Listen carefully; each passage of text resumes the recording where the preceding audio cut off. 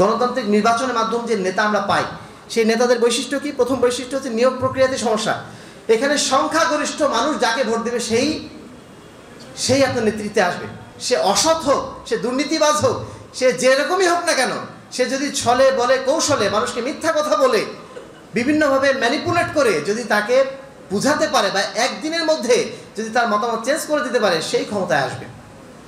কতদিন মতো আমেরিকান বলছিলেন যে বারাক ওবামা মানে আমেরিকাতে সেখানে নাকি নির্বাচন নাকি সুষ্ঠু নির্বাচন হয়।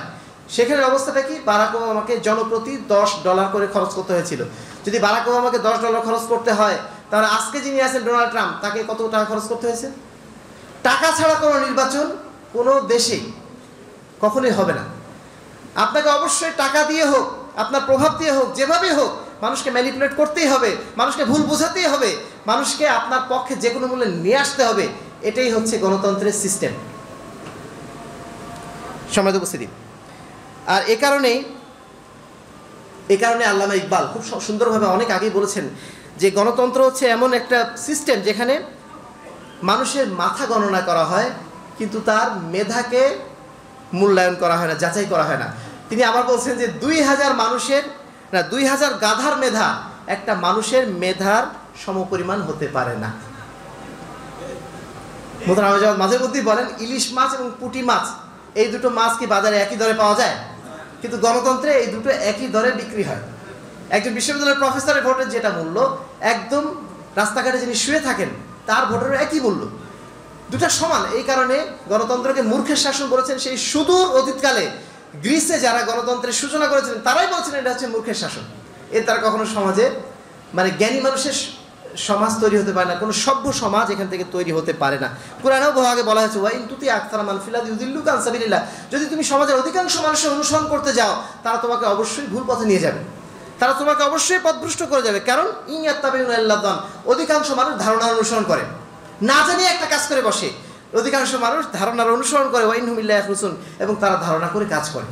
আর এই কারণে অধিকাংশ মানুষের বক্তব্য রায় সত্যের মাপকাঠি কখনো হতে পারে না। কিন্তু এটা গণতন্ত্রের মূল মাপকাঠি হচ্ছে এটাই, যে অধিকাংশ মানুষ কি বলেছে।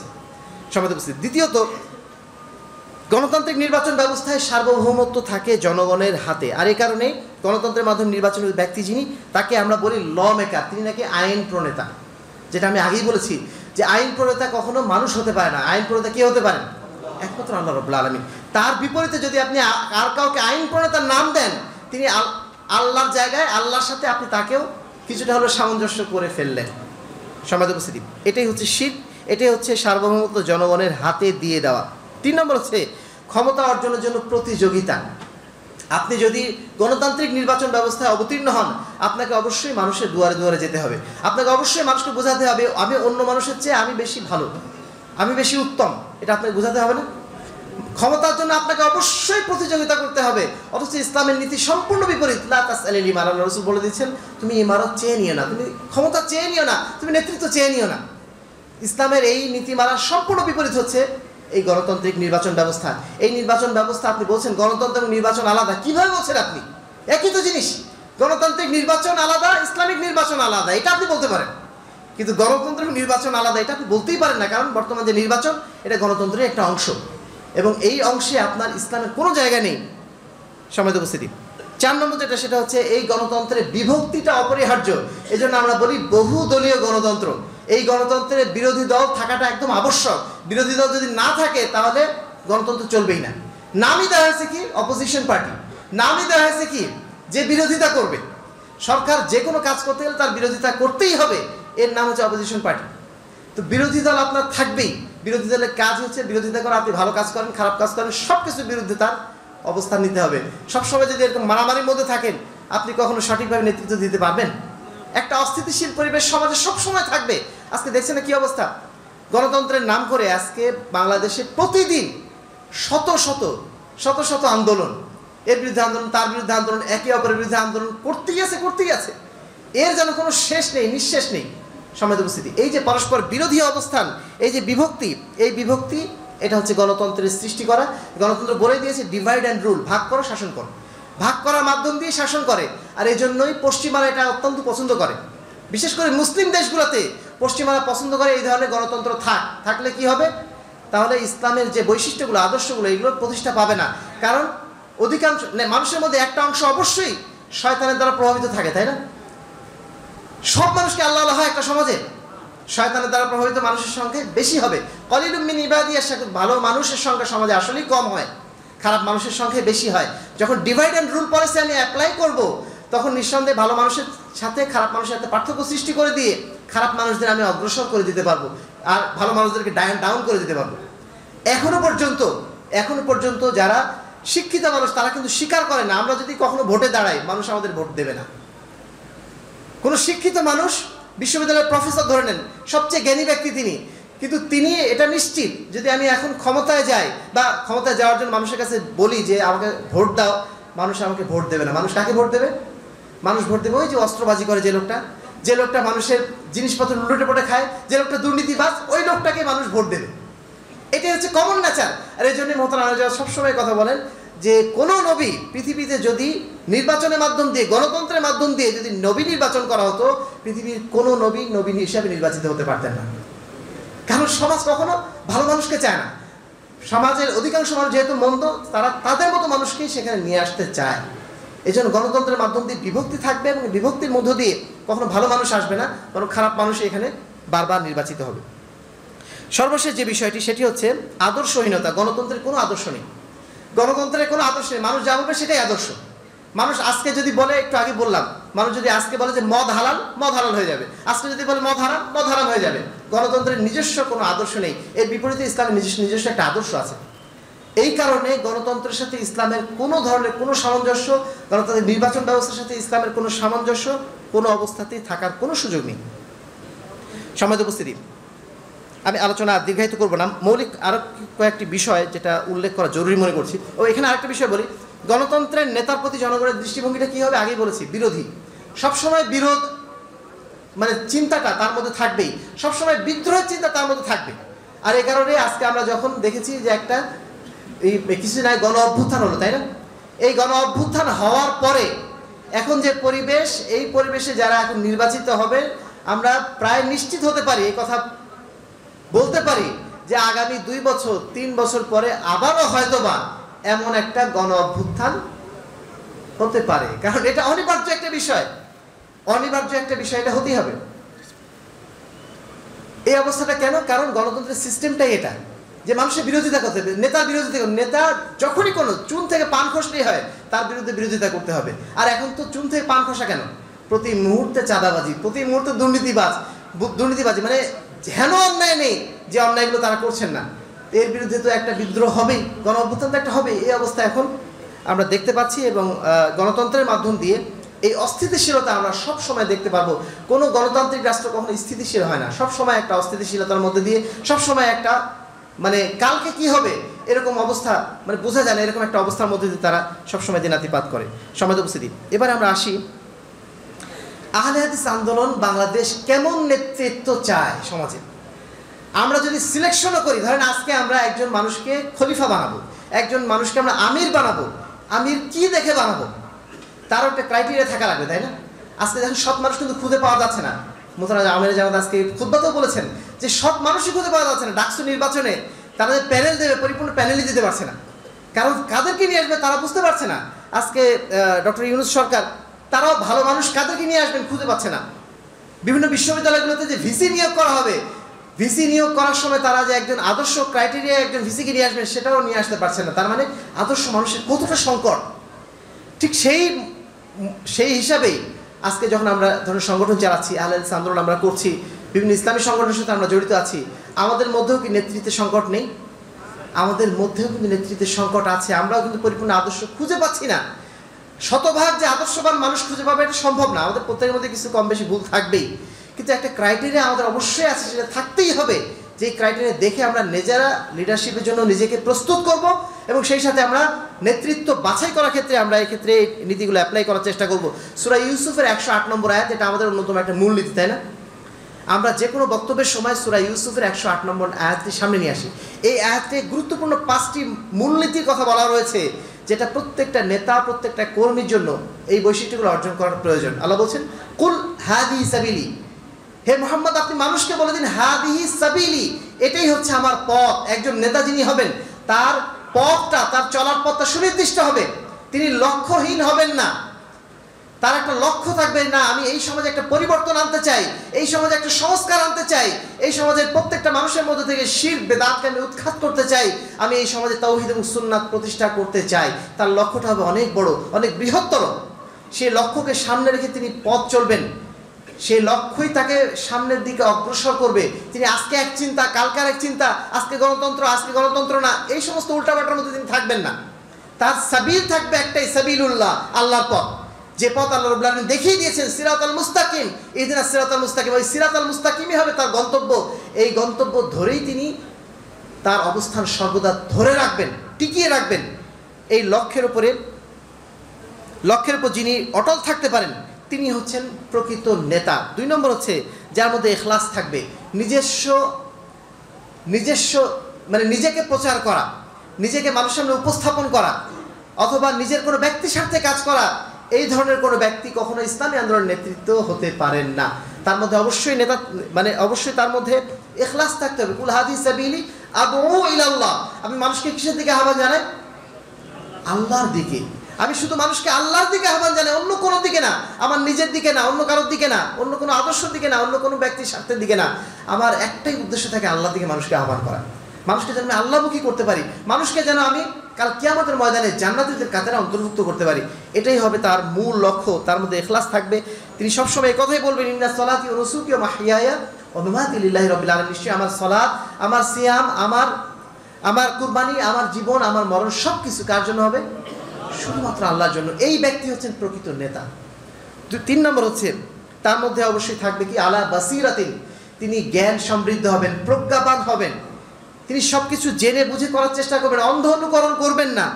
কোরআন এবং সুন্নাহর ভিত্তিতে তিনি সমাজ পরিচালনা করার চেষ্টা করবেন।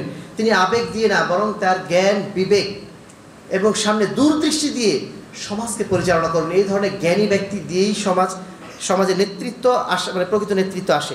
4 নম্বর হচ্ছে তার মধ্যে আরেকটা গুণ থাকবে, সেটা হচ্ছে আনা ওয়া বানিত্তাবানি, আমি এবং আমার যারা সাথী। এখান থেকে আমরা যেটা আপনাদের সামনে উপস্থাপন করি যে এর মাধ্যম দিয়ে আল্লাহ রাব্বুল আলামিন জামাতবদ্ধ জীবনযাপনের একটা রূপরেখা তুলে ধরেছেন। মানে সমাজে কিন্তু লিডার থাকবেন এবং তার কিছু অনুসারী থাকবে।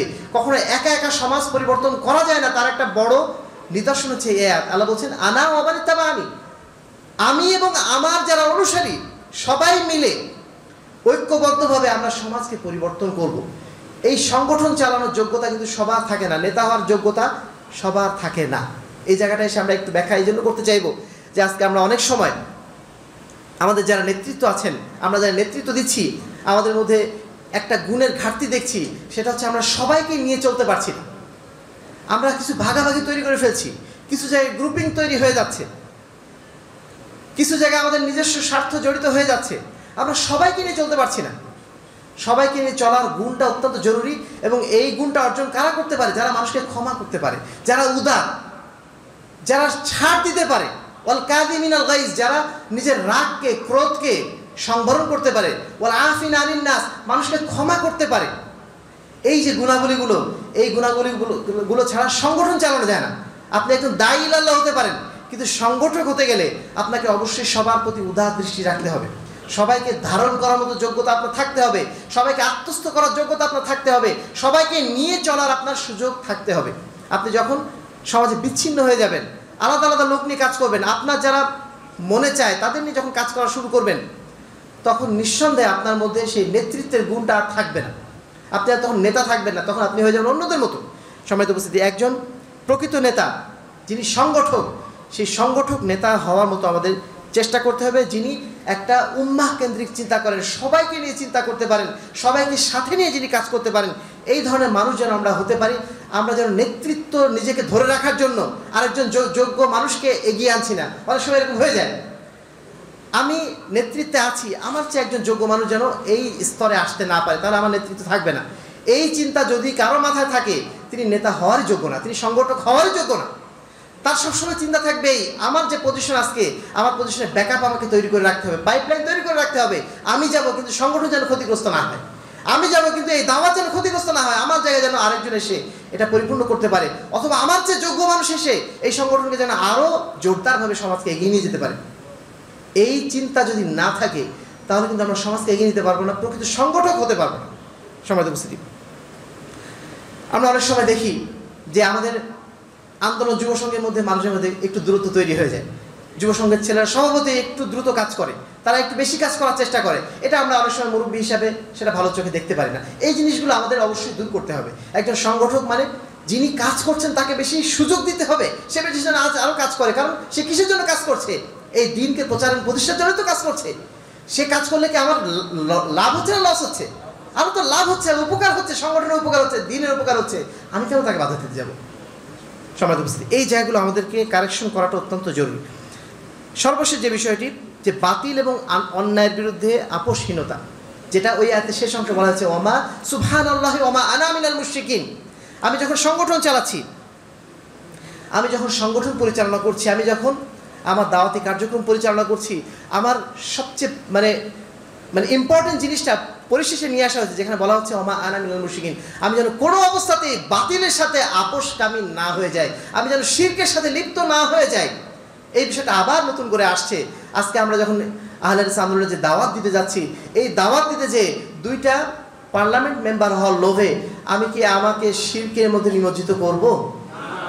ওমা আনা মিনাল মুশরিকিন, আমি তো ঘোষণাই দিয়ে রেখেছি আমি কখনো মুশরিকদের মধ্যে অন্তর্ভুক্ত হতে পারবো না। যতই দুনিয়াবি লোভ লালসা থাকুক না কেন, যতই দুনিয়াবি উপকার থাকুক না কেন, যতই এর মধ্যে কল্যাণ আমি দেখি না কেন, ওর মধ্যে যখন আমি শিরক দেখতে পেয়েছি, ওর মধ্যে আমার আর যুক্ত থাকার 1 সেকেন্ডও সুযোগ নেই। এই আপোষহীনতা আহলে হাদিস বাংলাদেশের কর্মীদের বিশেষ করে অবশ্যই থাকতে হবে।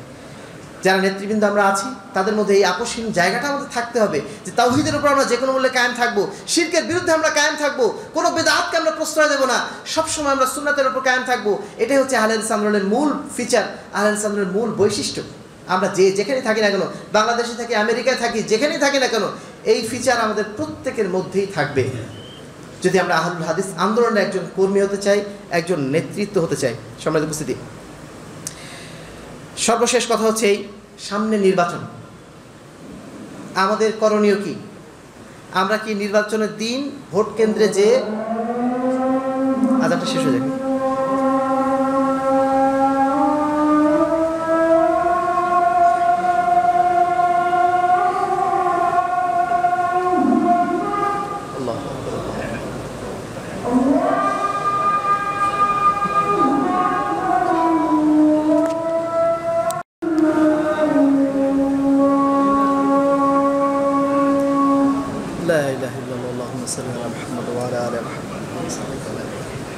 وعلى آل إبراهيم إنك حميد مجيد اللهم بارك على محمد وعلى آل محمد وعلى آل إبراهيم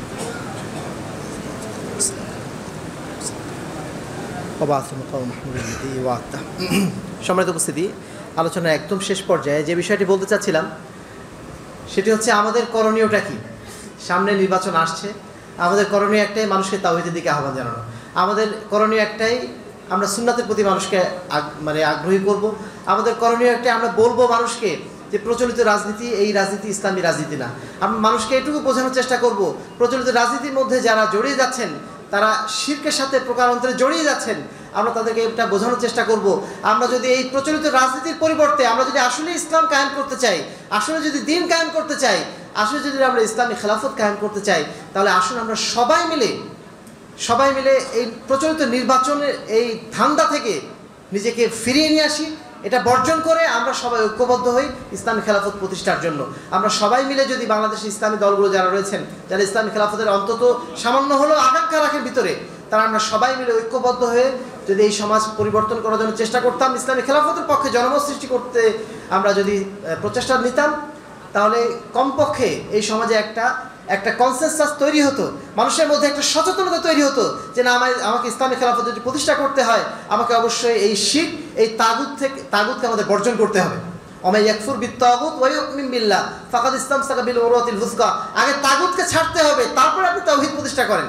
তো এই তাগুতকে ছাড়া এই সচেতনতা মানুষের মধ্যে তৈরি হবে ইনশাআল্লাহ। তো সেই কাজটা অন্য কেউ হয়তো করছে না, কিন্তু আমরা কি বসে থাকবো? এই কাজটা অন্তত আমরা করি। আমরা তো মানুষকে বোঝানোর চেষ্টা করি, আমরা মানুষকে মুশরিক বানালাম, কাফের বানায় একদম গর্তে ফেরালাম, এটা আমাদের টার্গেট না। কিন্তু মানুষকে অন্তত এইটুকু আমরা বোঝানোর চেষ্টা করব, আমরা বোঝানোর চেষ্টা করব আমরা যেন কোনো অবস্থাতে শিরকের মধ্যে নিমজ্জিত না হই, এবং মানুষকে তাওহীদের দিকে আহ্বান জানাবো, ইসলামী খেলাফতের দিকে আহ্বান জানাবো, ইসলামী শাসনতন্ত্রের সৌন্দর্যগুলো বোঝাবো, ইসলামী বিচার ব্যবস্থার সৌন্দর্য বোঝাবো, ইসলামের সৌন্দর্যটা মানুষের কাছে যতদূর সম্ভব উপস্থাপন করার ইনশাআল্লাহ চেষ্টা করব। আমাদের এই চেষ্টাটাই হতে পারে সেই জিহাদ ফি সাবিলিল্লাহর অংশ, যেটা আল্লাহ রাব্বুল আলামিন সূরা সফের শেষের দিকে বলছেন যে ইয়া আইয়ুহাল্লাযীনা আমানু হাল আদুল্লুকুম আলা তিজারাতিন তুনজিকুম মিন আযাবিন আলীম তু'মিনুনা বিল্লাহি ওয়া রাসূলিহি ওয়া তুজাহিদুনা ফি সাবিলিল্লাহ বিআমওয়ালিকুম ওয়া আনফুসিকুম যালিকুম খায়রুল লাকুম ইন কুনতুম তা'লামুন। এই কাজটা যদি করি আল্লাহ রাব্বুল আলামিন আমাদেরকে জান্নাত দিবেন বলছেন। তারপরে বলছেন কি ওয়া উখরা তুহিব্বুনাহা নাসরুম মিনাল্লাহি ওয়া ফাতহুন কারীম। আরেকটা জিনিস তোমাদের জন্য রয়েছে, সেটা হচ্ছে যেটা তোমরা পছন্দ করো, সেটা হচ্ছে দুনিয়াবি বিজয়। সেই বিজয়টা আল্লাহ রাব্বুল আলামিন চাইলে আমাদের দিতেও পারেন, যদি নাও দেন আমাদের কোনো আফসোস আছে? আফসোস নেই। কেন? কারণ আমাদের মূল গন্তব্য কোনটা? আখেরাত।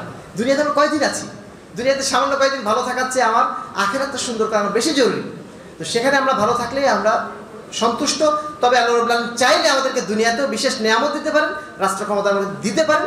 যখন আমাদের দেবেন তখন আমরা অবশ্যই যেন ভালোভাবে দায়িত্ব পালন করতে পারি, সেই প্রস্তুতি আমাদের নিতে হবে, সেই লিডারশিপ আমাদের তৈরি করতে হবে। আর এই জন্য আহলে হাদিস আন্দোলন বাংলাদেশ এভাবেই আমাদের নেতৃত্ব তৈরি করছে, নেতৃত্বকে মানে ভালোভাবে প্রশিক্ষণ দিচ্ছে। এই কারণে যদি কখনো আমাদের দায়িত্ব আসে, এই দায়িত্ব আমাদের পালন করতে হবে না, নাকি হাল ছেড়ে দিয়ে বসে থাকবো যে না আমরা পারবো না? পারতে হবে তো। এই সমাজকে চালাবে কারা? এই সমাজকে যদি আমরা চালাতে না পারি, এই সমাজকে যদি তাওহীদপন্থীরা চালাতে না পারে, সুন্নাতপন্থীরা চালাতে না পারে, তাহলে কি ওই ধর্মনিরপেক্ষরা চালাবে নাকি?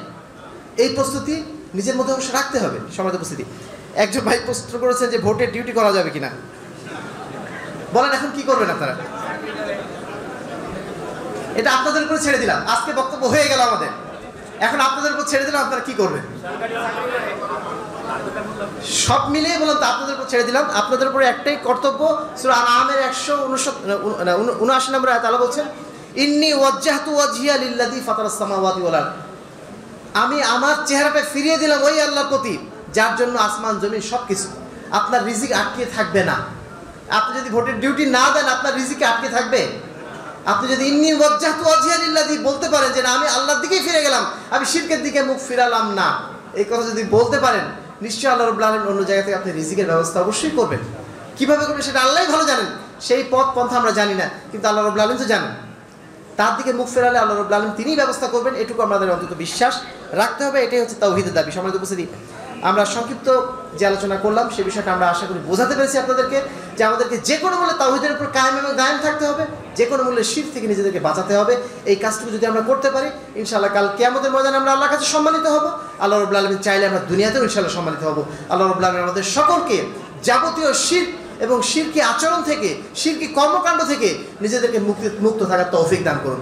সেই সাথে আল্লাহ রাব্বুল আলামিন আমাদেরকে তাওহীদের উপরে ইখলাসের সাথে, ইস্তেকামতের সাথে কায়েম এবং দায়েম থাকার তৌফিক দান করুন।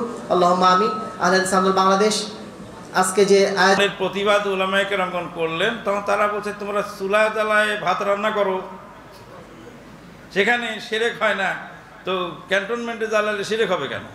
কি সুন্দর দলিল দেখেন না। জাহিলিয়াতের জামানায় কি বলতো, ইন্নামাল বাইউ মিসলুর রিবা। তো সুদ আর ব্যবসাতে একই, ব্যবসায় লাভ খাও, সুদের লাভ হারাম হবে কেন? কি সুন্দর দলিল। এটা হলো ইবলিসের দলিল। কার দলিল? ইবলিস বলেছিল যে আনা খায়রুম মিনহু, আমি হচ্ছে উত্তম। খালাকতানি মিন নারি ওয়া খালাকতাহু মিন তিন, আমাকে আগুন দিয়ে বানিয়েছেন আর ওকে বানিয়েছেন মাটি দিয়ে। মাটি থাকে পায়ের তলায়, আগুন উপরে ওঠে, তা আমি কেন ওকে সেজদা করতে যাব? এই ইবলিসের একটা দলিল। তো যাই হোক, এই ইবলিসের দলিল থেকে নিজেকে হেফাজত করার নাম হলো কি? ইস্তেকামত। আউযু বিল্লাহি মিনাশ শাইতানির রাজিম। ইন্নাল্লাযীনা ক্বালু রাব্বুনাল্লাহ সুম্মা ইসতাকামু তাতানাজ্জালু আলাইহিমুল মালায়েকা আল্লা তাখাফু ওয়া লা তাহজানু ওয়া আবশিরু বিল জান্নাতিল্লাতী কুনতুম তুআদুন নাহনু আউলিয়াউকুম ফিল হায়াতিদ দুনিয়া ওয়া ফিল আখিরাহ ইন্নাল্লাযীনা ক্বালু রাব্বুনাল্লাহ, নিশ্চয়ই যারা বলেছেন যে রব আল্লাহ হলেন আমাদের রব, সুম্মা ইসতাকামু, তারপরে সেটার উপরে অটল থাকে, আল্লাহ আমার রব, এর কথা বলা লোকের অভাব নেই, অনেক লোক এই কথা বলে, কিন্তু এর উপরে ইস্তেকামাত থাকার লোক সংখ্যায় খুবই কম। ইন্নাল্লাযীনা ক্বালু রাব্বুনাল্লাহ, নিশ্চয়ই যারা বলে আমাদের রব হলেন আল্লাহ। রব কাকে বলা হয়? এটা সহজ বাংলায় আমরা বলি, যিনি দেন সব তিনি হলেন রব। রবের বাংলায় সহজ একটা তর্জমা আছে, যিনি দেন সব তিনি হলেন রব। যিনি সব কিছু আমার জন্য যোগান দিচ্ছেন তিনি হলেন আমার রব।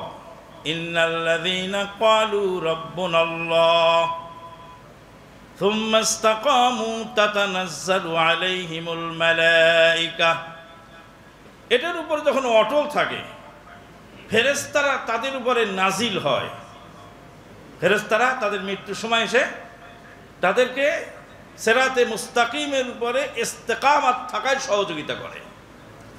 ফেরেশতারা এসে কি বলে? নাহনু আউলিয়াউকুম ফিল হায়াতিদ দুনিয়া ওয়া ফিল আখিরাহ।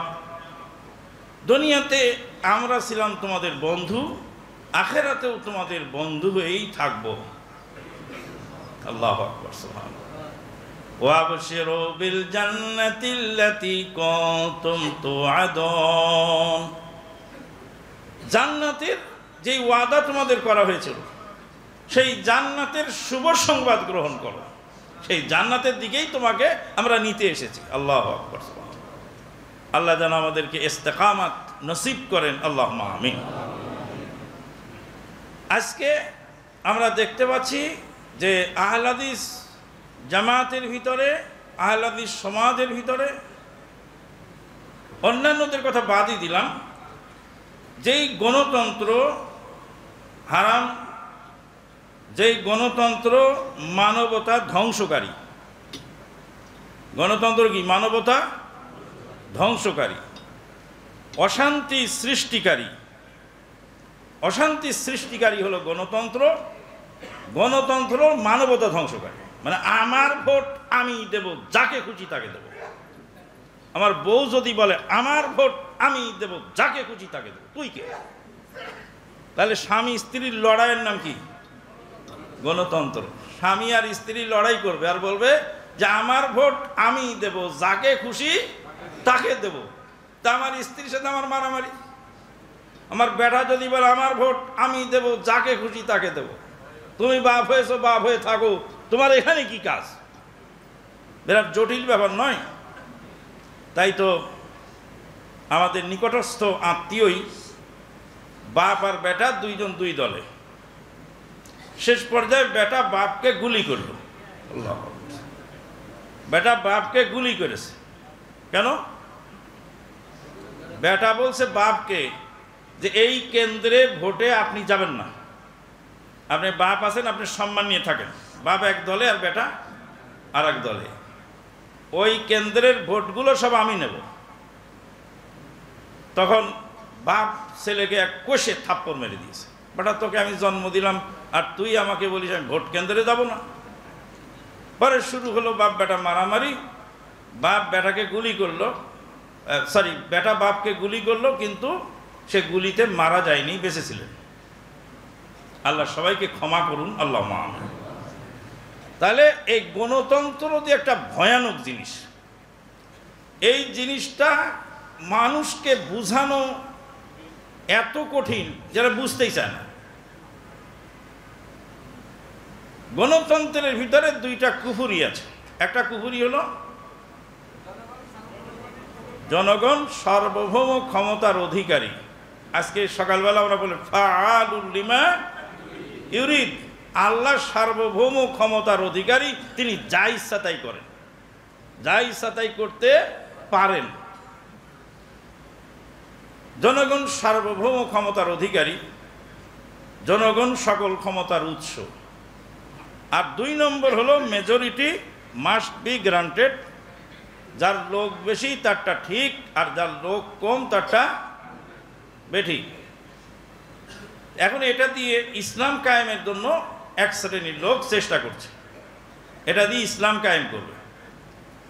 নাপাক পানিতে যেমন উজু হয় না, 50,000 বার উজু করলে যেমন কাজ হয় না, প্রস্রাব দিয়ে পায়খানা ধুইলে যেমন পবিত্র হয় না, আপনার কাপড়ে পানি লেগেছে, পায়খানা লেগেছে, তা আপনি কী দিয়ে ধুইলেন? প্রস্রাব দিয়ে ধুইলে কি পবিত্র হবে? কী দিয়ে ধুইতে হবে? পানি দিয়ে ধুইতে হবে। ঠিক কুফরি গণতন্ত্র দিয়ে ইসলাম হতে পারে না। কিন্তু এই ক্ষমতার লোভে আজকে মানুষ পাগল পাড়া হয়ে গেছে। ক্ষমতার লোভে মানুষ নৈতিকতা হারিয়েছে, আদর্শিক জবাবদিহিতা হারিয়েছে। ক্ষমতা এমন একটা জিনিস যে ক্ষমতার লোভে মানুষ টিকে থাকতে পারে না হকের উপর। এই জন্য নবী সাল্লাল্লাহু আলাইহি সাল্লাম বলছেন, দুইটি নেকড়ে বাঘ ক্ষুধার্ত নেকড়ে বাঘ দুইটি যদি এক পাল ছাগলের উপরে ছেড়ে দেওয়া হয়, এই এক পাল ছাগলকে যে পরিমাণ ক্ষতি ক্ষুধার্ত নেকড়ে বাঘ যতটুকু করতে পারে, সম্পদ ও সম্পদের সম্মানের লোভ তার চেয়ে বেশি ভয়ানক ক্ষতিকর। সমস্যা জটিল, দেশের প্রেক্ষাপট অত্যন্ত কঠিন। আমরা বুঝতে পারছি না যে আমরা ভালোর দিকে যাচ্ছি না খারাপের দিকে যাচ্ছি। 5ই আগস্টের পরে আমি জুমার খুতবায় যে কথাটি বলেছিলাম যে আমরা ভালোর দিকে যাচ্ছি না খারাপের দিকে যাচ্ছি আমরা বলতে পারি না, কেন? আমরা গায়েবের খবর জানি না। আর আল্লাহ বলছেন, আসা আন তাকরাহু শাইয়ান ওয়া হুয়া খায়রুল লাকুম ওয়া আসা আন তুহিব্বু শাইয়ান ওয়া হুয়া শাররুল লাকুম।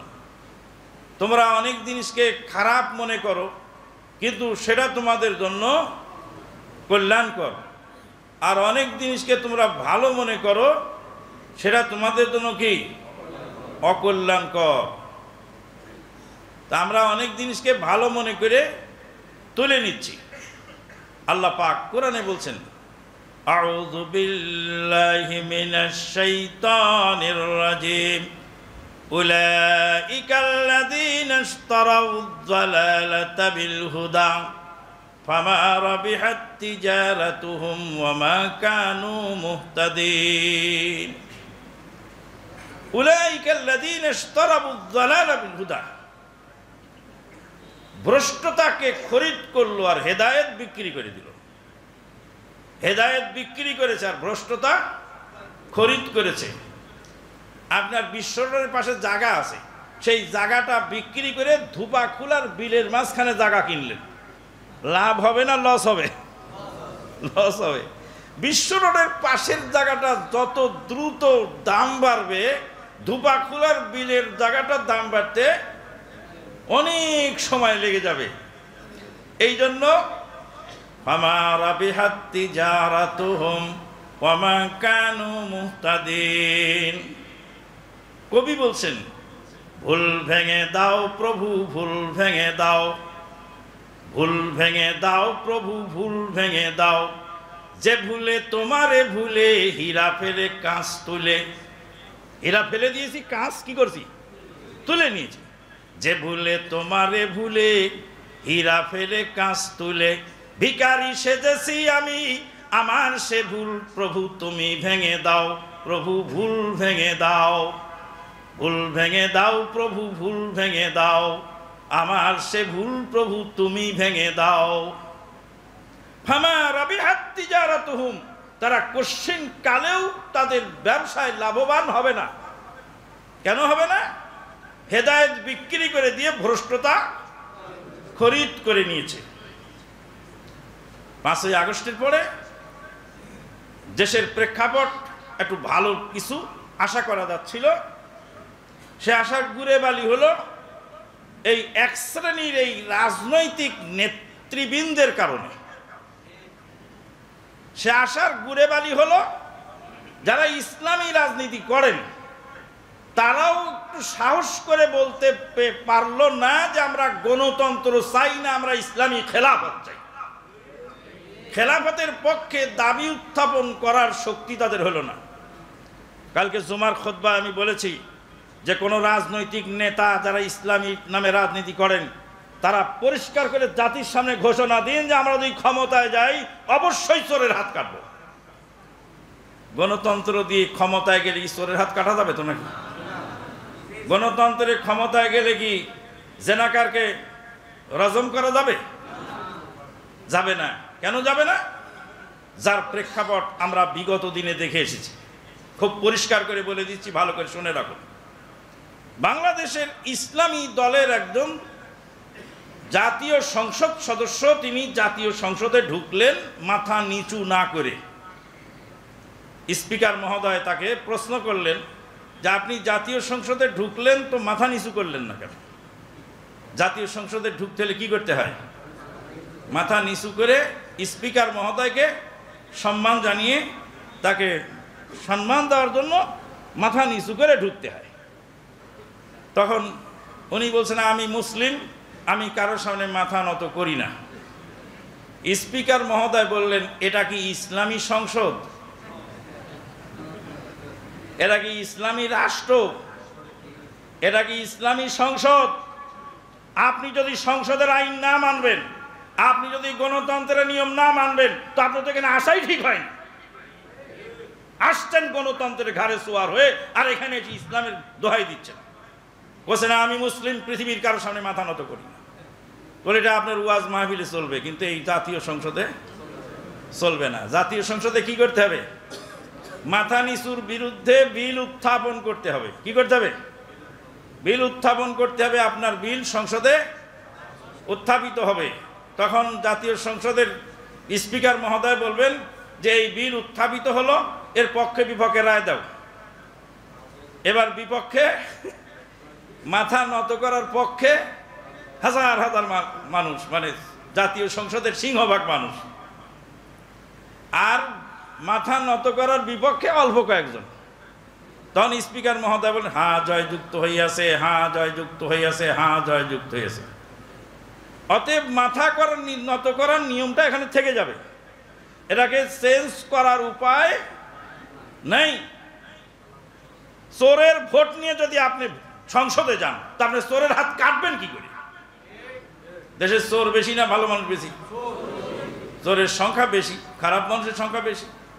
নবী সাল্লাল্লাহু আলাইহি ওয়াসাল্লামের জামানায় তাই ছিল, খারাপ মানুষের সংখ্যা বেশি ছিল, আর ভালো মানুষের সংখ্যা কি ছিল? কম ছিল। রাসূলুল্লাহ সাল্লাল্লাহু আলাইহি ওয়াসাল্লাম বদরের যুদ্ধে নামলেন ৩১৩ জন সৈনিক মুজাহিদ, আর আবু জাহেলের সৈনিক ছিল কত? ১,০০০। ১,০০০-এর মোকাবেলায় ৩১৩ জন নিয়ে যুদ্ধে যখন নামলেন, নামার পরে দেখা গেল যে জয়যুক্ত হয়ে গেলেন মুসলিম বাহিনী। আল্লাহ পাক বললেন কাম মিন ফিয়াতিন কালিলাতিন গালাবাত ফিয়াতান কাসীরাতাম বিইذনিল্লাহ।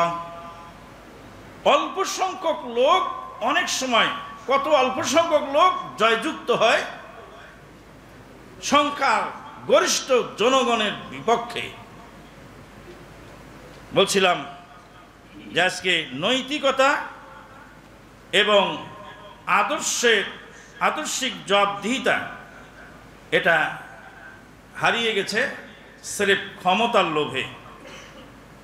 সমস্যা জটিল, আদর্শের উপর টিকে থাকাটাও জটিল। প্রত্যেক মুমিনকে ঈমানি দায়িত্ব পালন করতে হবে আদর্শের উপরে টিকে থাকার জন্য। আদর্শের উপরে টিকে থাকার জন্য মুমিনকে দায়িত্ব পালন করতে হবে। আর এই আদর্শের উপর টিকে থাকাটাই হলো মহাশক্তি। আল্লাহ পাক বলেন ওয়ালা তাহিনু ওয়ালা তাহজানু ওয়া আনতুমুল আ'লাউনা ইন কুনতুম মুমিনিন। তোমরা হীনমন্য হয়ো না, হীনবল হয়ো না। ওয়া আনতুমুল আ'লাউন, তোমরা একসময় বিজয় লাভ করবে। ইন কুনতুম মুমিনিন, যদি তোমরা মুমিন হও। তাহলে শর্ত হলো মুমিন হতে হবে, হীনবন্য হওয়া যাবে না, চিন্তা করা যাবে না, দৃঢ়তা অবলম্বন করতে হবে। মক্কায় রাসূলুল্লাহ সাল্লাল্লাহু আলাইহি সাল্লাম এবং সাহাবায়ে কেরামগণ যে দৃঢ়তার পরিচয় দিয়েছিলেন, তারই ওসিলায় আল্লাহ রাব্বুল আলামিন মদিনায় ইসলামী রাষ্ট্র দান করলেন। দৃঢ়তার কারণে আল্লাহ রাব্বুল আলামিন রাষ্ট্র দান করতে পারেন, দৃঢ়তার কারণে আল্লাহ পাক সম্মান দিতে পারেন, ইস্তেকামাতের কারণে আল্লাহ রাব্বুল আলামিন বিজয় দিতে পারেন। আর দুনিয়াতে যদি বিজয় নাও হয়, মুমিনের পার্থিব বিজয় মূল লক্ষ্য উদ্দেশ্য নয়, মুমিনের বিজয় হলো পারলৌকিক জীবনের বিজয়। দুনিয়াবি বিজয় মুমিনের কোনো লক্ষ্য নয়। দুনিয়াবি বিজয় হতেও পারে, নাও পারে, কিন্তু পার্থিব বিজয় মুমিনের লক্ষ্য উদ্দেশ্য। তার দুইটা দলিল। এক নম্বর দলিল হলো ঈসা আলাইহিস সালাতু ওয়াস সালামকে আল্লাহ পাক উঠিয়ে নিয়ে গেলেন।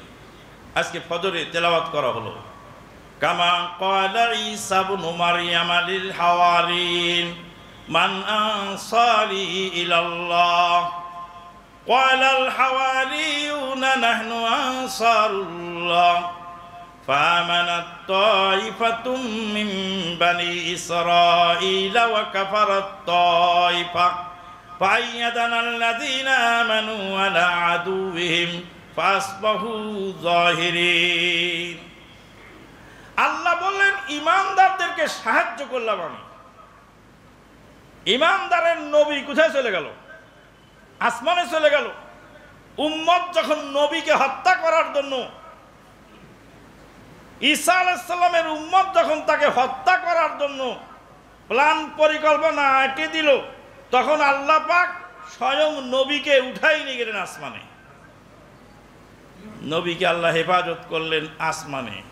ওয়ামা কাতালুহু ওয়ামা সালাবুহু বাল শুববিহা লাহুম ওয়ামা কাতালুহু ইয়াকিনা। আল্লাহ পাক বলেন ওয়ামা কাতালুহু ইয়াকিনা। ঈসা আলাইহিস সালামকে আল্লাহ তারা মারতে পারেনি, নিশ্চিত আল্লাহ পাক তাকে আসমানে উঠাই নিয়েছেন।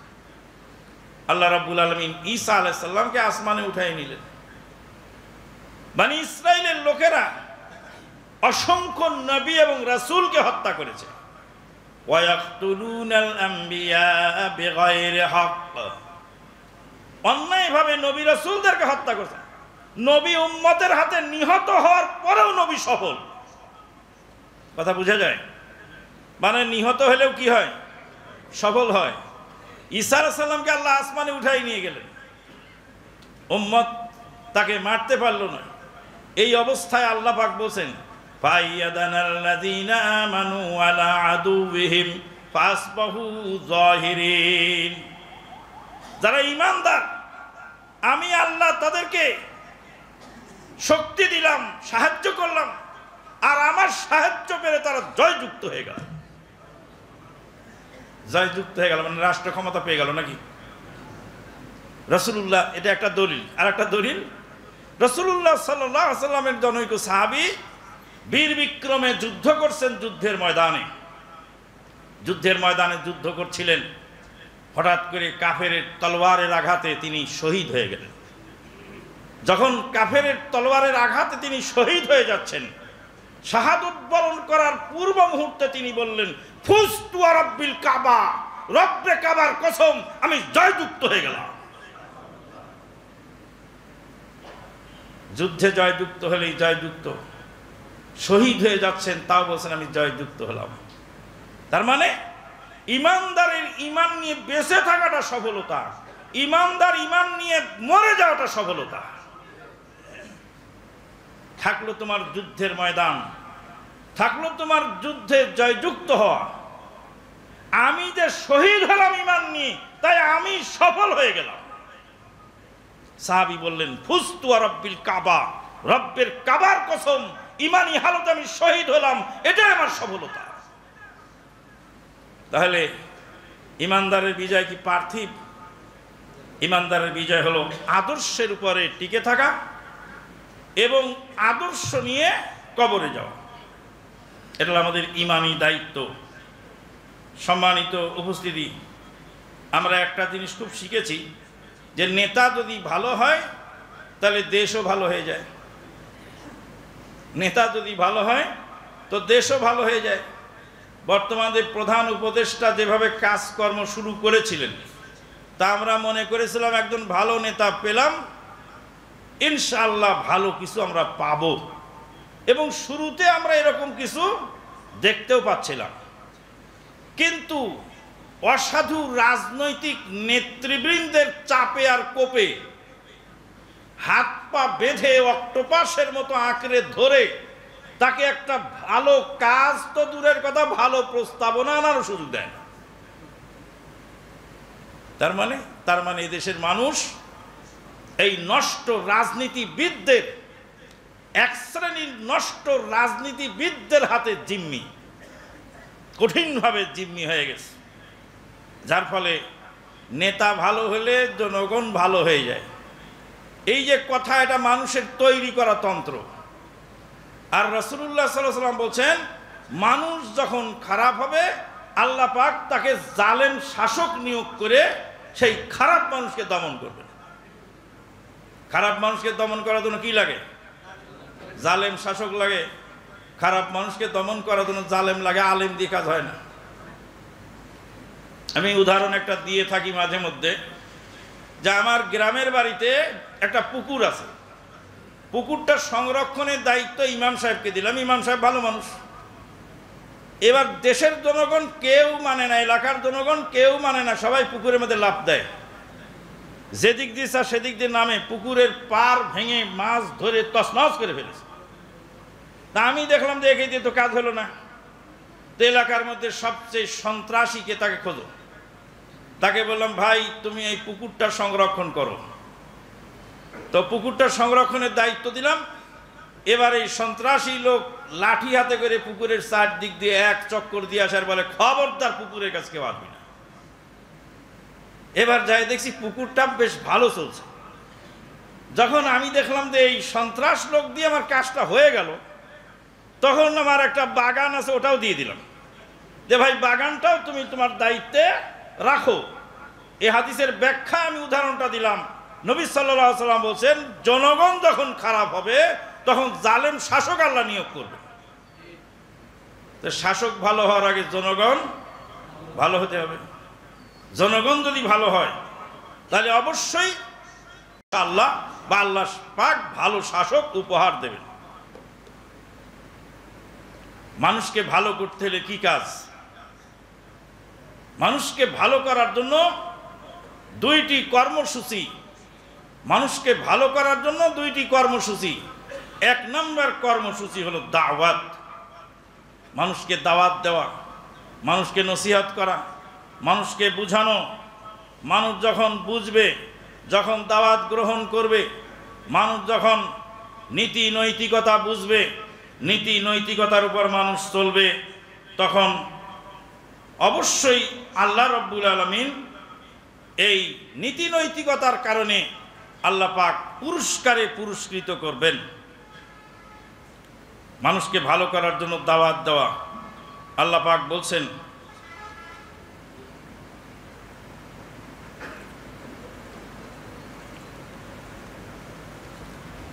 আল্লাহ পাক বলছেন, কুনতুম খায়রা উম্মাতিন উখরিজাত লিন-নাস, তোমরাই হলে উত্তম উম্মত। উখরিজাত লিন-নাস, মানুষের কল্যাণে তোমাদেরকে সৃষ্টি করা হয়েছে। উখরিজাত লিন-নাস, মানুষের কল্যাণে তোমাদের জন্য সৃষ্টি করা হয়েছে, তোমাদেরকে সৃষ্টি করা হয়েছে। কুনতুম খায়রা উম্মাতিন উখরিজাত লিন-নাস, মানুষের কল্যাণে তোমাদেরকে সৃষ্টি করা হয়েছে। তোমাদের কাজ কি? তা'মুরুনা বিল মা'রুফি ওয়া তানহাউনা আনিল মুনকার, ভালো কাজের নির্দেশ দিবে আর খারাপ কাজ থেকে তোমরা নিষেধ করবে। ভালো কাজের নির্দেশ দেওয়া, খারাপ কাজ থেকে নিষেধ করা, এই দুইটি কর্মসূচি বাস্তবায়ন করার কারণে আল্লাহ পাক খায়রিয়াতের সার্টিফিকেট দিয়ে দিলেন। কুনতুম খায়রা উম্মাতিন, তোমরা উত্তম জাতি। আল্লাহ পাক তোমাদেরকে সৃষ্টি করেছেন জনকল্যাণমূলক কাজ করার জন্য। আর জনকল্যাণমূলক কাজ হলো তা'মুরুনা বিল মা'রুফি ওয়া তানহাউনা আনিল মুনকার, তোমরা ভালো কাজের নির্দেশ দিবে আর খারাপ কাজ থেকে মানুষকে বারণ করবে। সম্মানিত উপস্থিতি, গণতন্ত্রের মাধ্যমে পৃথিবীর কোনো দেশে শান্তি আসেনি। 2002 সালে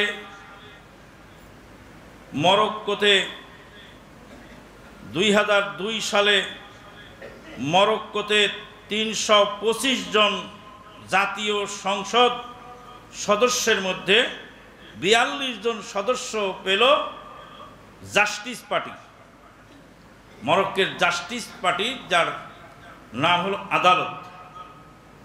জাস্টিস পার্টি 325 জনের 2 সদস্যের মধ্যে 42 জন সদস্য পদ পেলেন। 42 জন সদস্য 325 জনের মধ্যে গিয়ে শুধু হইচই করা যায়, ওয়াক আউট করা যায়, আর বাকি কোনো কাজ হয় না। আলজেরিয়াতে যখন ইসলামিক সালভেশন ফ্রন্ট নির্বাচনে যাচ্ছেন, তখন নাসির উদ্দিন আলবানী রাহেমাহুল্লাহকে তারা চিঠি লিখলেন আর বললেন যে আমরা নির্বাচনে যাচ্ছি, ইসলামিক সালভেশন ফ্রন্ট, আমাদেরকে আপনি সমর্থন করুন, পরামর্শ দিন। নাসির উদ্দিন আলবানী রাহেমাহুল্লাহ বললেন, গণতান্ত্রিক সংসদে কিছু সদস্য গিয়ে তোমরা সেখানে কি করবে? জাতীয় সংসদে জাতির সামনে আমাদের কথাগুলি তুলে ধরো। তো নাসির উদ্দিন আলবানী রাহিমাহুল্লাহ বলেন, সেখানে তোমার সংখ্যা গরিষ্ঠতা না পেলে তোমার তো পাশ হবে না। সংখ্যা যদি গরিষ্ঠ তোমরা না হও, তাহলে জাতীয় সংসদে কয়েকজন সদস্য গিয়ে সেখানে হইচই করবা, চিল্লাচিল্লি করবা আর ওয়াক আউট করবা, কিন্তু কোনো কাজ হবে না। বলছে আমরা গতবার কিছু সদস্য পেয়েছিলাম, এবার একটু বেশি পেয়েছি। নাসির উদ্দিন আলবানী রাহিমাহুল্লাহ তার ভাষায় বলেছিলেন, হাদিহি কুল্লুহা ফাকাহিহু সাবুন, বলে এগুলি সব সাবানের গেঁজা। কিসের গেঁজা? সাবানের গেঁজা। নাসির উদ্দিন আলবানী রাহিমাহুল্লাহ বললেন, সাবান দিয়ে যখন কাপড় ধোও তখন সাবানের গেঁজা অনেক বের হয়, আর এইভাবে ভাসতে ভাসতে গেঁজাগুলি চলে, ওর মধ্যে ঝিলিমিলি রং দেখা যায়, বিভিন্ন রকমের কালারও ধারণ করে। কিছুক্ষণ পরে সাবানের গেঁজাগুলি যখন ভেঙে যায়, তখন তলানিতে কিছু ময়লা পানি ছাড়া কিছু থাকে না। জ্ঞানী লোকের জ্ঞানী কথা। নাসির উদ্দিন আলবানী রাহিমাহুল্লাহ বলে, এটা সাবানের গেঁজা। জাতীয় সংসদে কিছু সদস্য পদ লাভ করে তোমরা সেখানে গিয়ে হইচই করতে পারবা, কিন্তু কাজের কাজ কিছু হবে না।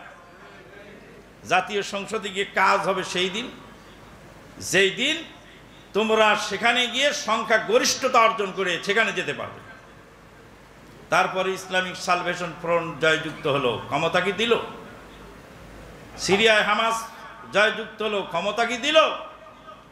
আমাদের বাংলাদেশে জয়যুক্ত হয়েছিল পূর্ব পাকিস্তান জাতীয় সংসদে তদানীন্তনকালের আওয়ামী লীগ শেখ মুজিবুর রহমানের নেতৃত্বে জাতীয় সংসদে সংখ্যা গরিষ্ঠতা পেল, পাকিস্তান কি ক্ষমতা দিল?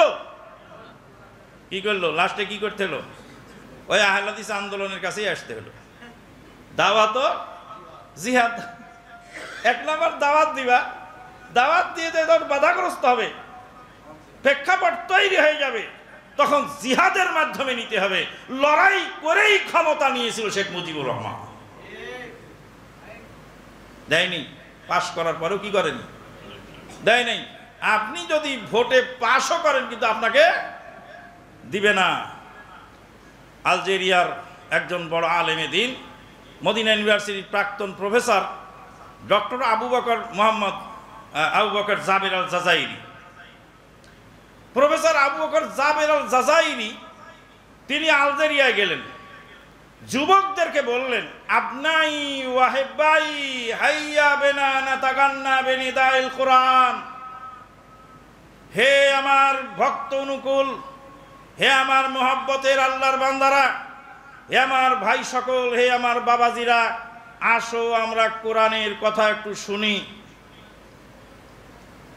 তোমরা যে নির্বাচনে যাচ্ছ, এই নির্বাচনে যাওয়া তোমাদের জন্য ঠিক হবে না। তখন মাইক কেড়ে নিয়ে কি কেড়ে নিল? মাইক কেড়ে নিল যুব সমাজ, আর কইল ইয়া কালবা সৌদি, এ সৌদের রাজতন্ত্রের কুত্তা। নাউজুবিল্লাহ। বড় আলেমকে বলছে উলামাউল হায়দ ওয়ান নেফাস, মাসিকের মাসলা, বাচ্চা প্রসূত ভূমিষ্ঠ হওয়ার পরে রক্ত কয়দিন থাকবে, কি করতে হবে, এই মাসলা ছাড়া তোদের কাছে কিছু নাই।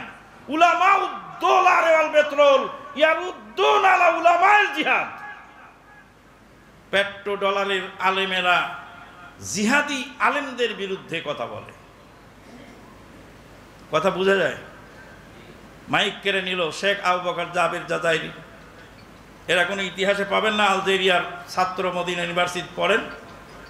এই মর্মে একটা বই আছে, বইটার নাম হলো মাদারিকুন নজরে ফি সিয়াসা, আরবিতে লেখা। মাদারিকুন নজরে ফি সিয়াসা, এই রুয়া দাখিলিয়া, এই বইটা লিখেছেন আব্দুল মালেক আল জাজাইরি, আলজেরিয়ার একজন আলেম, তার নাম আব্দুল মালেক আল জাজাইরি। তিনি নাসিরউদ্দিন আলবানী রাহেমউল্লাহর এবং শেখ বিন বাজ রাহেমউল্লাহর যে ফ্যাক্স তারা পাঠিয়েছিলেন, সে ফ্যাক্সের ফটোকপিও বইয়ের মধ্যে সংযুক্ত করে দিয়েছেন। সম্মানিত উপস্থিতি, তাহলে পথ কয়টা? একটু দাওয়াত ও জিহাদ। তাই তো আমাদের মহতারাম আমির জামাতের মুখ দিয়ে আল্লাহ পাক এই কথাটা বের করে নিয়েছেন। 1994 সালে যখন তাসলিমা বিরোধী আন্দোলন চলছিল, তাসলিমাকে দেশ থেকে দেশান্তরিত করার আন্দোলন চলছিল, সেই সময় মহতারাম আমির জামাত সেখানে 3 মিনিটের ভাষণে বলেছিলেন মুক্তির একই পথ দাওয়াত ও জিহাদ। মুক্তির এক পথ দাওয়াত ও জিহাদ। সম্মানিত উপস্থিতি, তুরস্কের কথা শুনলাম। মালয়েশিয়াতে মাহাতির, ডক্টর মাহাতির মোহাম্মদ 24 বছর 2 মেয়াদে ক্ষমতায় আসলেন। 2 মেয়াদে, 2 পিরিয়ডে 24 বছর ক্ষমতায় আসলেন, কিন্তু কাজ হলো না। তুরস্কের এরদোগান 14 মার্চ 2003 থেকে আজ পর্যন্ত 22 বছর ক্ষমতায়। ইসলাম কায়েম করতে পারেনি। গণতন্ত্র দিয়ে ইসলাম কায়েম হলো, এসব দেশে ইসলাম কায়েম হলো। মিশরের প্রথম নির্বাচিত, গণতান্ত্রিক নির্বাচিত প্রেসিডেন্ট নাম ছিল কি তার? মুরসি। মুরসি 1 বছর কয়েকদিনের মাথায় ক্ষমতাচ্যুত হয়ে গেল। মিশরে 99% মুসলিম ইসলাম চায়, বাংলাদেশে 92% মুসলিম ইসলাম চায়, কিন্তু এই গণতন্ত্রের করাল গ্রাসে পড়ে, গণতন্ত্রের এই অক্টোপাসে আঁকড়ে ধরার কারণে ইসলাম সেখানে প্রতিষ্ঠিত। আজও যদি গণতান্ত্রিক নির্বাচন করে ইসলামী দলেরা ক্ষমতা পায়, জাতীয় সংসদে গিয়ে হইচই করতে পারবে, কিন্তু ইসলামী আইন পাশ করানো তার জন্য কঠিন। কাশ্মীরি এক যুবককে জিজ্ঞেস করেছিলাম যে কাশ্মীরের সমস্যাটা বলো, তো যুবক বলল যে কাশ্মীর হলো একটি সুন্দরী রমণী, কাশ্মীর হলো পৃথিবীর ভূস্বর্গ। কাশ্মীরে লেখা আছে আগার ফেরদাউস বর্রে জামিয়াস হামিয়াস হামিয়াস হামিয়াস, আল্লাহর জমিনে যদি জান্নাতুল ফেরদাউস থাকে তো আমি কাশ্মীর। কাশ্মীর হলো ভূস্বর্গ, কাশ্মীরকে বলা হয় ভূস্বর্গ। এই কাশ্মীর নিতে চায় ভারত, নিতে চায় পাকিস্তান। বলছে কাশ্মীর একটি সুন্দরী রমণী, একে পাকিস্তানেরও দরকার, হিন্দুস্তানেরও দরকার। हमें हिंदुस्तान भी नहीं चाहिए, हमें पाकिस्तान भी नहीं चाहिए। কাশ্মীরি যুবক মদিনা ইউনিভার্সিটির ছাত্র বলছে আমাদের হিন্দুস্তানেরও দরকার নেই, পাকিস্তানেরও দরকার নেই। हिंदुस्तान का राजा का नाम है रामचंद्र, पाकिस्तान का राजा का नाम है खुदा बख्श। पाकिस्तानेर राजार नाम खुदा बख्श और हिंदुस्तानेर राजार नाम रामचंद्र।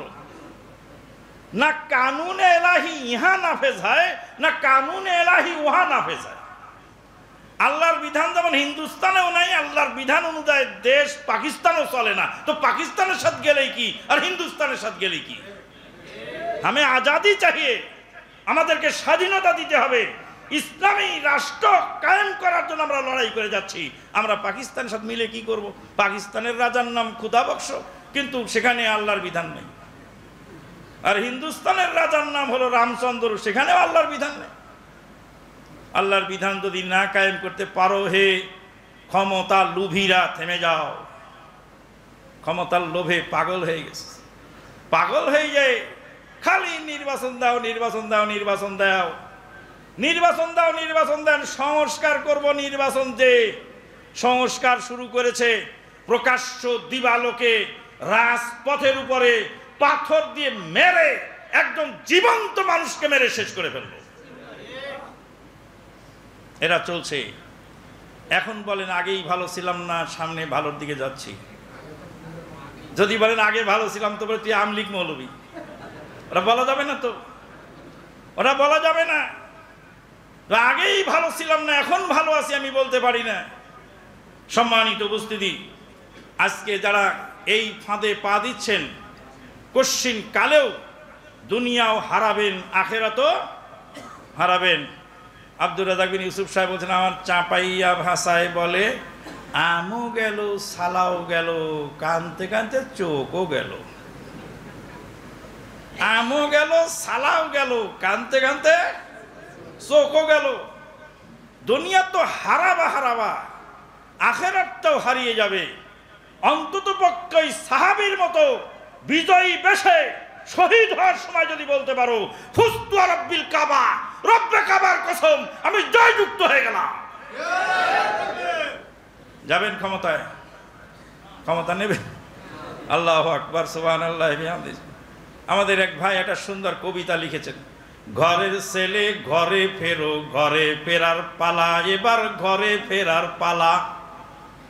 বাসা তোমার এখন সিঁড়ি, করছো পরের চামচাগিরি, কোরআন সুন্নাহর জমিদারি করে অবহেলা। ঘরে ফেরার পালা, এবার ঘরে ফেরার পালা।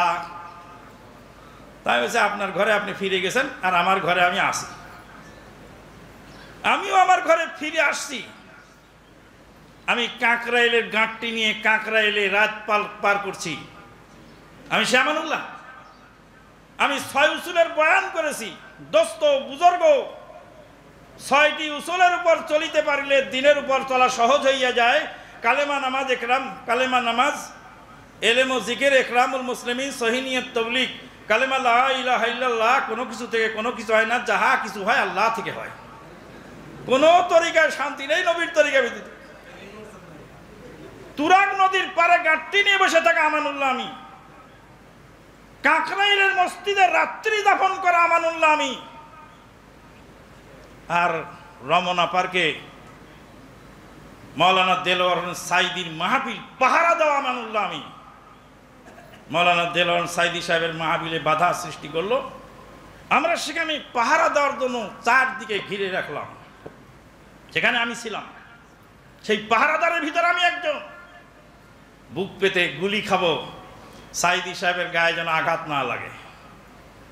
তারপরে সাংস্কৃতিক অনুষ্ঠান হলো, সাইদি সাহেব কয়েক মিনিট বক্তৃতা দিয়ে চলে গেলেন দ্রুত গতিতে। প্রেসিডেন্ট এরশাদ সাহেব একটা চিঠি পাঠালেন, চিঠির মধ্যে লিখছে রাজনৈতিক কোনো বক্তব্য এখানে দিবেন না।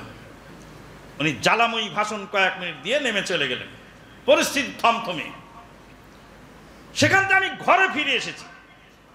মোহতারাম আমিরে জামাতের বইটা যখন পড়লাম, 3টি মতবাদ, সমাজ বিপ্লবের ধারা। 1986 সালে রানীবাজারে এই বক্তব্য, মোহতারাম আমিরে জামাতের উদ্বোধনী ভাষণ, সমাজ বিপ্লবের ধারা। সেদিন এক লোক বলছিল যে আপনার আমির তো হলো সেকুলারিজমে বিশ্বাসী, হাসরের ময়দানে তোমাকে আল্লাহ তুলবে, আমার আমিরকে উঠাবে। সেকুলারিজম প্রমাণ করতে হবে। উদাত্ত আহ্বান বইটা তুমি পড়েছো? কয় না। 3টি মতবাদ পড়েছো? না। সমাজ বিপ্লবের ধারা পড়েছো? না। ইসলামের খেলাফত নেতৃত্ব নির্বাচন বইটা পড়েছো? কয় না।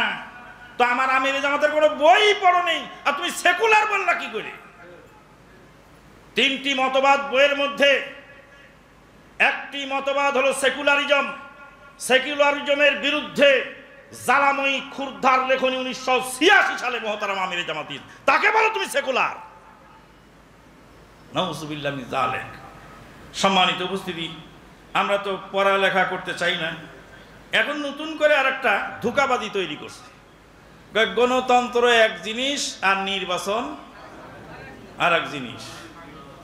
গণতন্ত্র এক জিনিস আর নির্বাচন আর এক জিনিস। এটা হলো নেক্সট সুরতে ধোঁকা। ছন্দপতন হয়েছে যুবক। আহলে হাদিস আন্দোলন ষড়যন্ত্রের কবলে পড়ে নাই। যুবক, তুমি ষড়যন্ত্রের কবলে পড়েছো, ফিরে আসো। আহলে হাদিস আন্দোলন কোনোদিন ষড়যন্ত্রের কবলে পড়বে না। ষড়যন্ত্রের কবলে তোমরা পড়ো, ফিরে আসো। ক্ষমতার লোভ মানুষকে